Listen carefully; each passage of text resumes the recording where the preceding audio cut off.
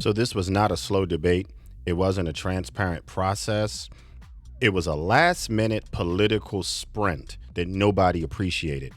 Maryland lawmakers passed a controversial immigration bill right at the buzzer of the legislative session.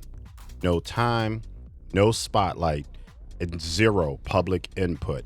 And now Republicans are calling on Governor Moore to veto that not revise it, not tweak it, but they want it gone, kill it. So the question is, what actually exists in this bill, and why does it have so many people fired up on both sides of the aisle? Let's get into it right here on Something to Talk About. So let's get specific. The bill in question is Maryland Senate Bill 828, or it's also, I should say, paired with House Bill 1222. Supporters frame it as an immigration protection and integration measure, and it sounds harmless when it comes off your lips, right? But here is what it actually does. So the first thing is it expands limits on how local law enforcement can cooperate with federal immigration authorities like ICE. It restricts when individuals can be detained based on immigration status, strengthens sanctuary-style policies at the state level, and allocates state resources toward legal support and services for undocumented individuals.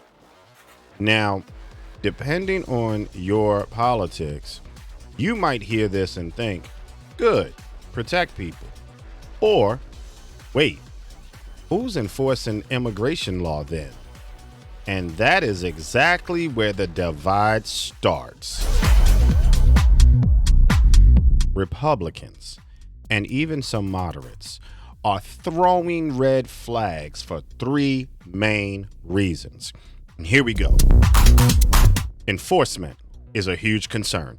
They argue that this bill makes it harder for the state and local agencies to work with federal immigration enforcement. So how does that translate? Well, less coordination, bottom line. Fewer detainers honored, okay? Potentially more people slipping through the cracks, which is exactly what Governor Moore wants. And we'll go into more of that later. So the second thing is the resource strain that it's going to put on people. Maryland is already dealing with higher housing costs, overburdened schools, stretched healthcare systems, and critics will argue that this bill adds fuel to that fire by expanding access to services without a clear funding plan. Well, doesn't that sound like the MO? Anyway, the process itself, all right, this might be the biggest issue because the bill was pushed through on the final day of the session in the Maryland General Assembly, and there was no extended debate, no meaningful public scrutiny. And when something this significant moves that fast, people start acting and saying, why? Now, here's what really happened. If you want to know the truth, they had a back office deal. They waited till the last minute. They used a strategy. They pushed it through, and they're expecting Governor Moore to sign it. That is how people are going to see this. And if you see this any other way, or if this is the way you like your politics to be done, here's what I'll say to you. Number one, that is not democracy. Two, you had problems when Republicans, you say, were trying to do that. And number three, why don't you dig in your pocket even deeper to fund this? Because this right here is going to be a fiscal nightmare for the state of Maryland. Now, here's the political reality to all of this. It's not pretend. This is, let's not pretend it's just policy. Like we cannot pretend that this is how it does. This is politics, full stop. And Governor Wes Moore isn't just governing Maryland, right? He's trying to build a national profile for himself.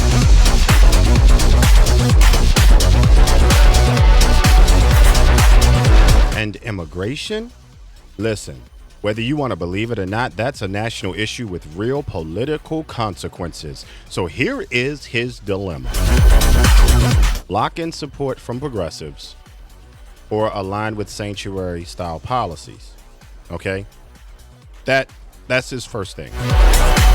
By doing that, it risks backlash from moderates and working-class voters, and it hands Republicans a campaign weapon. So I don't think he can afford to do that. anymore. Now, if he vetoes the bill, all right. Now, the first one is if he signs it.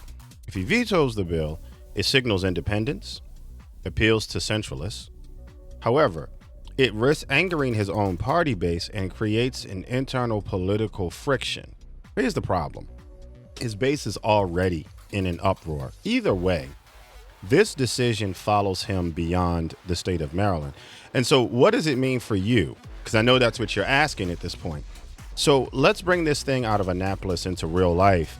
If this bill stands and he does not veto it, critics argue that you could see an increased demand for housing in already tight markets, more pressure on public schools and healthcare systems, higher state and local spending. I want to break a couple things down really quick before we go any farther, okay? This is not a Maryland thing in the sense that it's going to affect everybody in Maryland the same way. If you are living in Maryland right now, especially around places like Baltimore, you're going to feel it. So let's go back to the increased demand for housing and talk about that.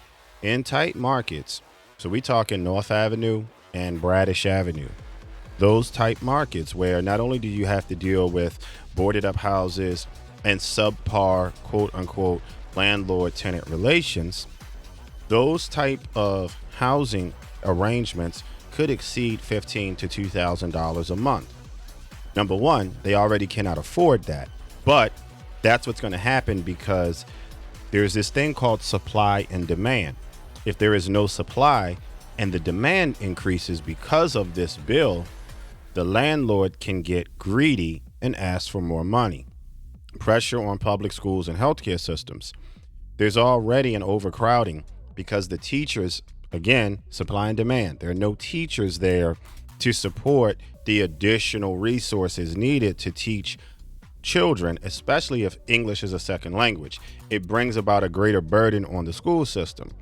Now, healthcare, well, let me just say this, especially if they're getting public assistance or some type of free healthcare, they are going to be taking spots for people that either pay for their healthcare or have no choice because of lack of transportation to go to places like Total Healthcare and local HMO, managed care organized facilities. Those are going to be taken up. And so there are not enough of those healthcare style systems to support the amount of people. And then, of course, who ends up eating the cost of this? The state, the people, the taxpayer. So those rising costs, the infrastructure strain, and the services are going to be stretched thin. This is what happens when a bill gets rushed through. People start asking, at the end of the day, who benefits? And then there's the bigger question, who the heck pays for this? Because historically, let's just face it, Wes Moore is not writing a check out of his pocket. It's not the lawmakers feeling the squeeze. It's the people with boots on the ground that do. So here is the part that should cut through the politics of this and get down to the core fundamentals of what this did. It's the pattern. It's the pattern that Maryland has fallen in over the last 20 years that really is going to cause problems. Last minute legislation, limited transparency, and most importantly, minimal accountability. This isn't just about immigration. It's about trust in government. Because when major policy gets passed at the last second without a real debate, without voter input and support, that right there should concern everybody, no matter whether you're Republican, whether you're a Democrat, whether you're a Libertarian. It should concern everybody. So I'm just going to say this. Now the pressure is on. We're about to see what this rascal is made of. Governor Moore has a choice. Okay? He either signs it and he owns it, or he vetoes it and he deals with the fallout. We're about to find out what kind of dude this is. But I want to hear from you. Should this bill be vetoed, or is this the real direction that Maryland should go? Drop your thoughts below, and if you want to talk, no spin, no nonsense, subscribe to Something to Talk About, because this conversation, I hate to say it, I got a sneaky suspicion we're going to be back, because this conversation is just getting started.